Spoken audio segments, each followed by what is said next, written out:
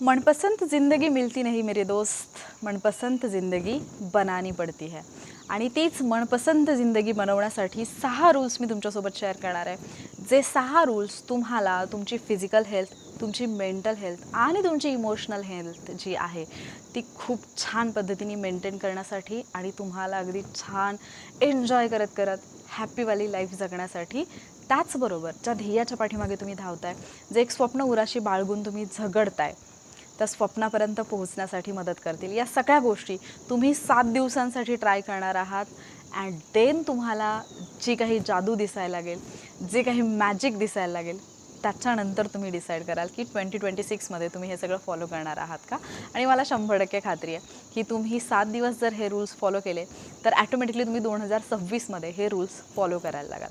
So सुरुवात करणार आहोत आपण फिजिकल हेल्थपासून. सगळ्यात पहिली गोष्ट, तुमची मॉर्निंग जर प्रोडक्टिव्ह असेल तर तुमचा दिवस प्रोडक्टिव्ह बनेल. तुमचा दिवस जर चांगला झाला, प्रोडक्टिव्ह झाला, तुमचा महिना प्रोडक्टिव्ह होईल. आणि जर एक महिना तुम्ही प्रोडक्टिव्ह घालवत असाल तर ऑब्व्हियसली तुमचं वर्ष आणि परिणामी तुमचं आयुष्यसुद्धा प्रोडक्टिव्ह होईल. सो सगळ्यात पहिला रूल हा आहे की मॉर्निंग आपल्याला प्रोडक्टिव्ह बनवायची आहे. सो मी ऑलरेडी मागच्या व्हिडिओमध्येच तुम्हाला सांगितलं आहे, सकाळी उठल्यानंतर no phone, no social media. So सकाळी उठल्या उठल्या तो वेळ तुम्ही रिप्लेस करू शकता एखाद्या बुक रिडिंगनी, किंवा थोडंसं स्ट्रेचिंग, थोडंसं वॉकिंग, किंवा मे बी जॉगिंग. एखादा तुम्हाला जर योगासनांमध्ये आवड असेल तर तुम्ही योगा करू शकता, प्राणायाम करू शकता, ध्यानधारणा करू शकता, what ever it is. But जे तुमच्या बॉडीसाठी, तुमच्या फिजिकल हेल्थसाठी इम्पॉर्टंट असेल अशा गोष्टीमध्ये सकाळ तुमची इन्व्हेस्ट करा. ॲटलिस्ट सकाळचा अर्धा तास. ठीक आहे, सकाळी लवकर उठायचं.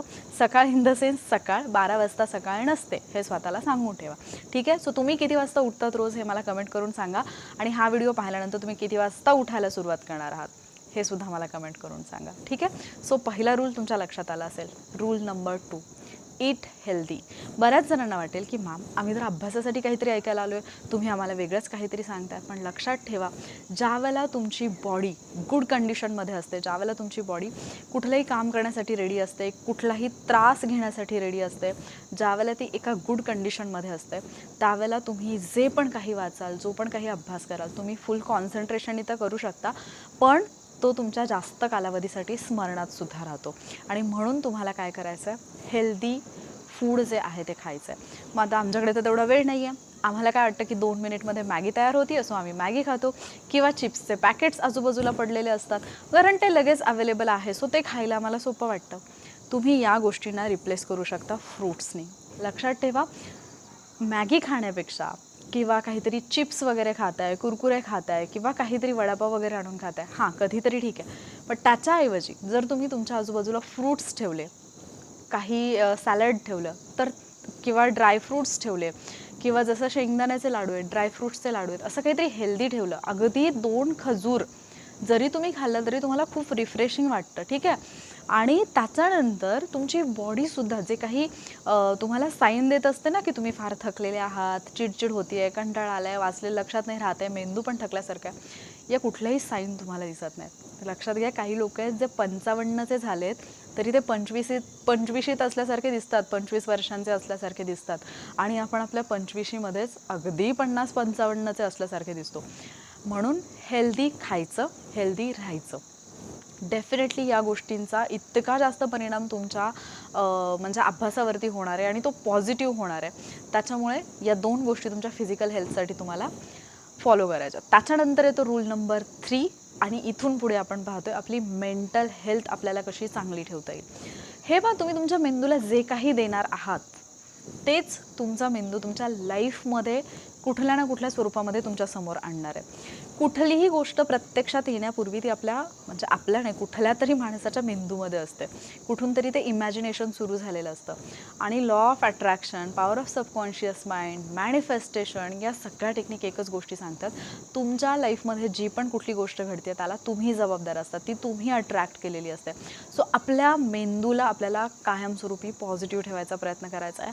आपल्या मेंदूला आपल्याला चांगल्या गोष्टी फीड करायच्या आहेत, कारण आजूबाजूला निगेटिव्ह गोष्टी इतक्या जास्त आहेत, निगेटिव्ह वाईब्स, निगेटिव्ह व्हायब्रेशन्स, इतकं सगळं निगेटिव्ह आहे की त्याच्यामध्ये स्वतःला आणि स्वतःच्या ब्रेनला पॉझिटिव्ह ठेवण्यासाठी म्हणून ॲटलिस्ट 1 पेज रूल फॉलो करा. म्हणजे दिवसातून 1 पेज तरी काहीतरी इन्स्पायरिंग किंवा पॉझिटिव्ह मोटिवेशनल रीड करा, किंवा एखादी शॉर्ट इन्स्पायरिंग स्टोरी ऐकणं असेल किंवा रीड करणं असेल, हे डेली रुटीनमध्ये फॉलो करा.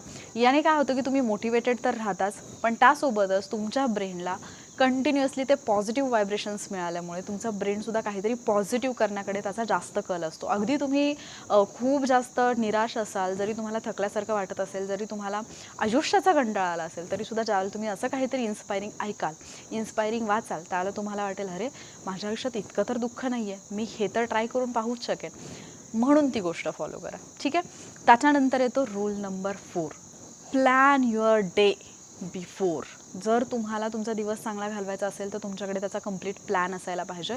आपण प्लॅन करताना फक्त आपल्या अभ्यासाचं नियोजन करतो की मला एवढ्या वाजता उठायचं आहे, मला एवढं एवढं वाचायचं आहे, हे करायचं ते करायचं आहे. पण मला असं वाटतं की तुमच्या प्लॅनिंगमध्ये तुमची हॉबी त्याच्यासाठी द्यायचा वेळ पण असायला पाहिजे, आणि त्यासोबतच टाईमपाससाठीचा वेळ पण मेन्शन असायला पाहिजे. कारण बऱ्याचदा आपण इतके धावत असतो, इतके पळत असतो की स्वतःला रिलॅक्स करण्यासाठी वेळच मिळत नाही. विचार करा, तुमचा फोन असेल, तुमचा कम्प्युटर असेल, लॅपटॉप असेल, जर तुम्ही कंटिन्युअसली त्याच्यावरती काम करत असाल, तो कंटिन्युअसली चालत असेल, तर एका पॉईंटला असं होईल ना की त्याची चार्जिंग संपेल किंवा तो काम करणं बंद करेल. तसंच काहीसं आपलं आहे. सो आपल्या बॉडीला, आपल्या ब्रेनला थोडीशी रिलॅक्सेशनची गरज असते. ती रेस्ट तुम्ही देणं गरजेचं आहे. म्हणून हा रूल नंबर 4 जो आहे, त्याच्यामध्ये ज्यावेळेला तुम्ही तुमचा डे आधीच प्लॅन करताय, त्यावेळेला या गोष्टी पण प्लॅन करा की तुम्ही उद्या जे काही काम करणार आहे त्याच्यासोबत तुम्ही टाईमपास किती करणार आहात, तुमच्या हॉबीसाठी किती वेळ देणार आहात, रिलॅक्स होण्यासाठी किती वेळ देणार आहात. पण रेशो तुम्हाला लक्षात आला पाहिजे की तुमचा प्रोडक्टिव्ह टाईम, तुमच्या म्हणजे ज्या स्वप्नासाठी तुम्ही धडपडताय त्याच्यासाठीचा टाईम हा जास्त असायला पाहिजे ॲज कम्पेअर टू युअर टाईमपासवाला टाईम. ठीक आहे. त्याच्यानंतर बोलूयात आपण आपल्या इमोशनल हेल्थकडे, आणि मोस्ट मोस्ट मोस्ट इम्पॉर्टंट गोष्ट आहे ही. कारण तुम्ही इमोशनली स्ट्रॉंग असाल, इमोशनली फिट असाल, इमोशनली स्वतःसोबत जर तुम्ही काय म्हणतो आपण फ्रेंडली राहू शकत असाल, तर लाईफमध्ये बाकी तुमची फिजिकल हेल्थ, मेंटल हेल्थ जी आहे ती चांगली राहू शकते. सो इमोशनल हेल्थमध्ये आपण 2 रूल्स पाहणार आहोत, rule number 5 and rule number 6. Rule number 5, everyone is important in your life. काहीही प्रॉब्लेम नाही, पण तुम्ही स्वतः पण स्वतःसाठी इम्पॉर्टंट आहात हे विसरायचं नाही. मला माझ्या फॅमिलीची जबाबदारी घ्यायची आहे, माझ्यावरती एवढ्या सगळ्या जबाबदाऱ्या आहेत, मला एवढं सगळं काम करायचं आहे, वगैरे वगैरे वगैरे, व्हॉट एव्हर इट इज. तुम्ही स्वतः पण तितकेच इम्पॉर्टंट आहात हे स्वतःला सांगा. प्रत्येक वेळी इमोशनल फूल बनणं बंद करा. ठीक आहे. प्रत्येक वेळी स्वतःला पाठीमागे ठेवायचं आणि सगळ्यांसाठी करायचं हे बंद करा. तुम्ही स्वतःसाठी करता यात चुकीचं काहीच नसतं. तुम्ही सगळ्यांसाठी करा, त्याच्याबद्दल मी नाही म्हणतच नाही, पण त्याच्यासोबत तुम्ही स्वतःसाठी पण त्या गोष्टी करायला लागा. म्हणजे घरात नेहमी आईला पाहिलं की सगळ्यांना ताजं ताजं अन्न खायला घालते आणि स्वतः मात्र शिळं अन्न खाते. या गोष्टी तुम्ही करू नका, कारण आता ना तो जमाना राहिला आहे पहिली गोष्ट तर, आणि नाही आत्ताचं वातावरण तसं आहे की तुमची बॉडी हे सगळं सस्टेन करू शकेल.